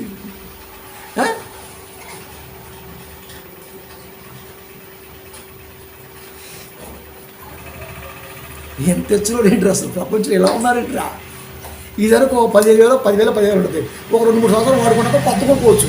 అది అనుకో ఇక జీవితాంతం అట్టాకే ఉంటుంది. కానీ అది ఏముంటుంది ఇక దాంట్లో, మనం ఏం చేయలేము. ఆండ్రాయిడ్ అంత ఈజీగా దాన్ని వాడలేమండి బాబు. ఎవరు పడుతున్నారంట? ఫ్యాక్టరీ చెప్పాడు. ఎవరు పడుతుందంట? మధ్యతరగతిలో ఎచ్చులంట. అంటే అర్థం ఏంటి?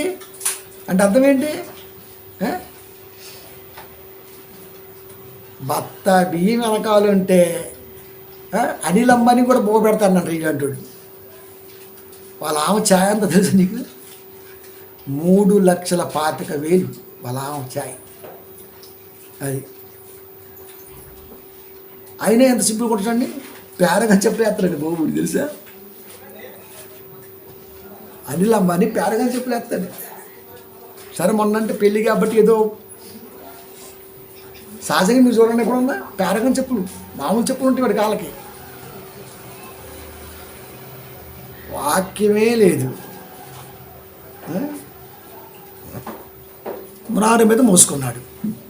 ఆయన పొందిన గాయముల చేత మీరు స్వస్థత నొందితిరి. దేవుడికి గాయాలు, నాకు స్వస్థత. నాకే రోగం ఉంది? రోగానికి స్వస్థత లోక సంబంధం. ఆత్మ కలిగి ఉండవలసిన ఆలోచనకి స్వస్థత దేవుడి దెబ్బ.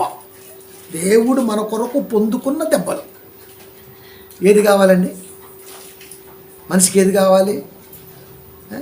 పిక్కలు పట్టేసిన పట్టేస్తాయి, మరి కాలు పట్టేస్తాయి, మరి ఉడకం పట్టేస్తాయి. ఒక గంట సేపు కూర్చుంటే రాదా? బ్లడ్ సర్క్యులేషన్ ఉడకం పట్టేస్తాయి, నాకేం పట్టేస్తాయి, ఎవరికైనా పట్టేస్తాయి. జంతువులు కూడా పట్టేస్తాయి, కుంటుతుంటాయి ఒకసారి. నాకు స్వస్థత వచ్చేసింది. మరి జంతువులకి ఎవరు ఇచ్చారా? ఇక పిక్కలు దేవుడి నీ కాళ్ళు వస్తాయి కొన్నట్టు ఉన్నాడా? ఇదేనా? నువ్వు ఆయన కాళ్ళకాడ జీవితాంతం పడుకున్నా నీకు పరలోకి వచ్చిన తర్వాత డౌటు. అంత తగ్గింపుతో భూమి మీద మనిషి ఉండాలి. నువ్వు ఇక దేవుడిని కాళ్ళకాడికి రా, చేతి కాడికి రా, నడుము కాడికి రా, నెత్తి మీద రా. ఇయ్యనా? మనసులోకి రా, దెబ్బకన్నీ పోతాయి. పొట్ట క్లీన్గా ఉంటే ఏ రోగం ఉండదు. Simple logic. నీ పొట్ట క్లియర్గా ఉందనుకో, అసలు రోగం అనేది దరిదాపులకు రాదంట, దరిదాపులకు రాదంట.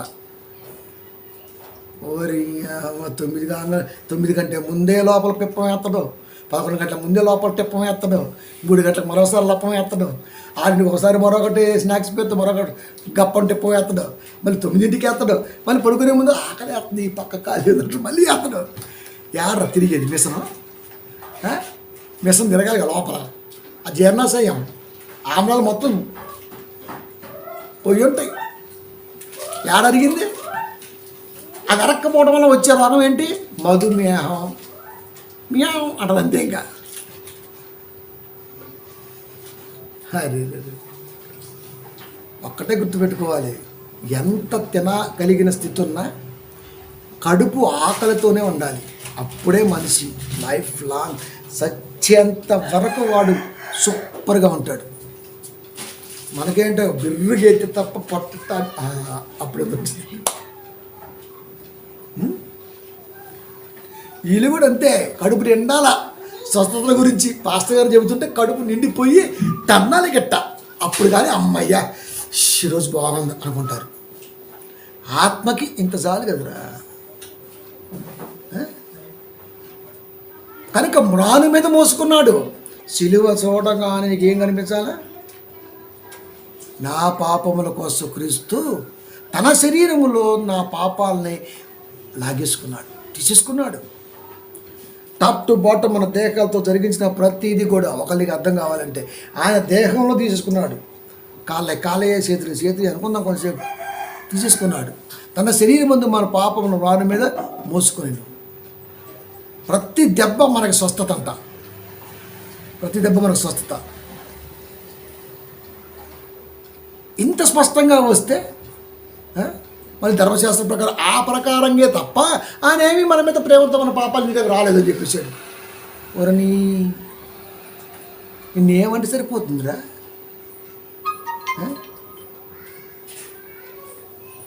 ఏమంటే సరిపోతుంది చెప్పండి? సద్విమర్శ చేయండి పాస్టర్ గారు. సలహాలు ఇస్తే తీసుకోను, దేవుడిస్తే తీసుకుంటా. మనిషికి ఏం తెలుసు? మనిషి చెప్పేంత గొప్పడా? ఆయన ఇస్తే తీసుకుంటాను నేను, ఇంకెవరిస్తే తీసుకోను నేను. ఆయనకంటే గొప్పడు చెప్పు తీసుకుంటా. మరి రావు, అకారాలు లేవు, ఉకారాలు లేవు, పొకారాలు లేవు, ఏమి లేవు. అది పునుగులు మాత్రం బాగా తింటుంది. ఇంకా పునుగులే వారి పునుగులు తర్వాత ఇంకేదో బుచ్చి గచ్చిబుచ్చి గప్పుచిప్ప ఆ పేర్లోనే ఉంది గప్పు చిప్పు అని. గప్పు కాదు అది, గబ్బు చిప్పది. అది తెలియట్లేదండి.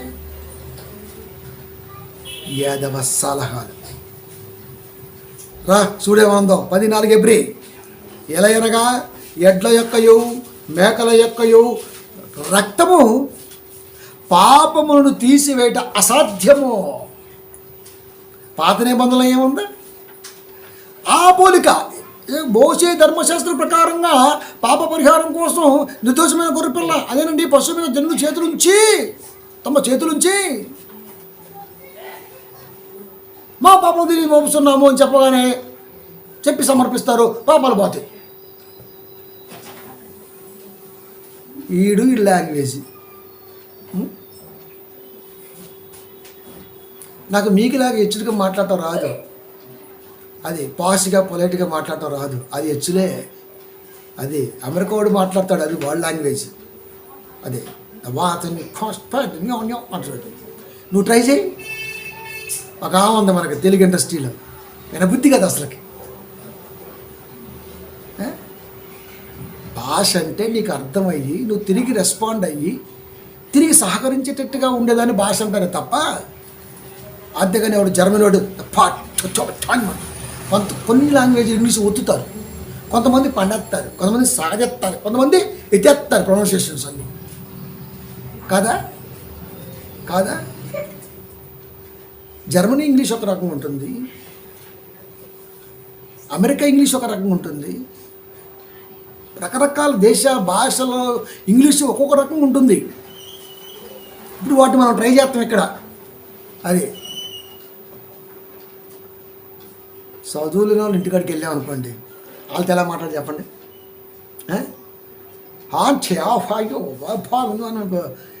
అయ్యా అంటున్నా, ఏ పెద్దే ఎలా ఉన్నాయి బాగున్నా అని అనుకో, అయ్యి బాబు ఏంటి ఎంత ప్రేమో మయ్యకి అంటది. తన మనసులోకి వెళ్ళిపోయింది అది. ఒక నాకు అలాగన్నాడు అన్న, కొంచెం పాషగా మాట్లాడాడు. రే పాలిషులు ఉండవు అని చెప్పిన. చాలామంది ఉన్నారు, హెచ్చుడు పాస్టర్ ఉన్నారు చాలామంది, వాళ్ళు నేర్చుకోండి. అది పౌలు గారు ఎంత గొప్పగా ఆయన లాంగ్వేజ్ మార్చాడా, ఎలా చెప్పాల్సింది చెప్పాడు ఆయన. అందుకే నేను అవిగా మాట్లాడుతున్నాను, ఓకే నన్ను క్షమించండి కానీ అలాగే మాట్లాడను అంటాడు అంతే. యశోప్రాభు ఇక్కడ ఆడుంది, యశోప్రాభు ఆడుంది ఆడ హెచ్చులు కట్టిన బర్రె అంట ఏలాగా వచ్చిందంట. అది క్రైస్తవులు అంతా హెచ్చులలో ఉన్నారండి. అసలు వాక్యం దగ్గర మాత్రమే చాలా స్పష్టంగా దేవదోష భాషలో మాట్లాడతారు. దేవదోష మనం మాట్లాడితే ఒక అర్థం అవ్వాలి, ఆ బాధ, ఆ ఘోష, ఆలోచన అంతే. బాగా క్రిస్టియానిటీ క్రిస్టియానిటీ అయిపోయిందండి బాబు అసలుకి. దేని బట్టి చెప్పగలిగావు ఇప్పుడు ఈ 5 నిమిషాల లైన్ని? పెంతెకొస్తే పండగ దినాన 16 దేశాల వాళ్ళు యెరూషలేముకి వచ్చారు, పెద్ద పండగ కాబట్టి వచ్చారుగా. వీళ్ళ భాషలో మాట్లాడుతున్నారు. వాళ్ళు ఎలాగైతే వాక్యం చెప్పుకుంటూ రోజు వెళ్తున్నారో అలాగే మాట్లాడు. వాళ్ళు ఏమనుకుంటుంది సార్, వీళ్ళేంటి మా భాషలో మాట్లాడుతున్నారు అంటే అర్థం ఏంటి? వాళ్ళ భాష ఎలా ఉంటుంది? ఇప్పుడు చెప్పిన ఒక పోలాండ్ లాంగ్వేజ్, ఒక ఇంగ్లాండ్ లాంగ్వేజ్, ఒక జర్మనీ లాంగ్వేజ్ ఎలా ఉంటుంది, ఒక అమెరికా లాంగ్వేజ్ ఎలా ఉంటుంది, ప్రపంచ దేశాల్లో ఇంగ్లీష్ లాంగ్వేజ్ ఎలా ఉంటుంది. వాళ్ళు అంటున్నారు వీళ్ళేంటి మా భాషలో మాట్లాడుతున్నారు, వీళ్ళేంటి ఇలా మాట్లాడుతున్నారు ఏంటి, ఇలా మాట్లాడతారు ఏంటి. కాబట్టి మీరు చూడండి, ఎప్పుడన్నా వార్తలు పెట్టేటప్పుడు న్యూస్ ఛానల్ చూడండి, ఇంగ్లీష్ ఎలా మాట్లాడతారు. జర్మనీ ఛానల్ పెట్టండి ఎలా మాట్లాడతారు. పోలాండ్, ఇంగ్లాండ్, రకరకాల దేశాల్లో ఉన్నటువంటి ఇంగ్లీష్ని ఎలా మాట్లాడతారంటే ఒక్కొక్క దానికి సంబంధం లేకుండా ఉంటుంది. రష్యా ఇంగ్లీష్ వేరు ఉంటుంది, మళ్ళా రష్యన్ ఇంగ్లీష్ వేరు ఉంటుంది మళ్ళా. కానీ వాళ్ళు ఏమంటున్నారు తెలుసా, వీళ్ళేంటి మన దేశ భాషతో మాట్లాడుతున్నారు అంటే వాళ్ళ దేశ భాషలకు వెళ్ళిపోయిందా? వీళ్ళు మాట్లాడేది ఈ మాటే కానీ అర్థమైంది అలా. అంటే ఎవరికైనా దేవుని మాట వారు ఏ స్థితిలో ఉన్నా అర్థం అయ్యటానికి ప్రయత్నం చేయలేదు తప్ప స్టైల్గా, పాలిష్గా, హెచ్చులుగా అస్సలు ఒకడు మాట్లాడండి కింటాలు సొలు వచ్చేస్తుంటుంది మీద. ఎందుకంత కష్టం ప్రాక్టీస్ చేశాను. ప్రాక్టీస్ అది. ఏం చెప్తున్నాడు? ధర్మశాస్త్ర ప్రకారం ఉదాహరణ చెబుతున్నాడు. 14 ఏలయనగా ఎడ్ల యొక్కయు మేకల యొక్కయు రక్తము పాపమును తీసివేయట అసాధ్యము. మరి వీపి ఎందుకు అలా చెప్పాడు?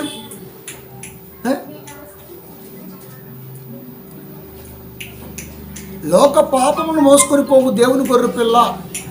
మన పాపాలు మ్రాని మీద మోసాడంటే అర్థం వాడు అంటాం ధర్మశాస్త్ర ప్రకారంగా ఏ జనుడైనా ఉంటే ఖచ్చితంగా వాళ్ళు స్వస్థత లభించద్దు. మరి ధర్మశాస్త్ర ప్రకారం ఎందుకు మాట్లాడుతున్నాడు? అంటే ఎవరికి స్వస్థత రాకూడదు, అందరూ కట్టకట్టుకొని నరకానికి వెళ్ళిపోవాలా, వీడు లీడర్ అయి ముందు నడిపించాలి, అంతే కదా. నరకానికి లీడర్ అన్నమాట. ఇప్పుడు నరక లీడర్ బాగున్నాను.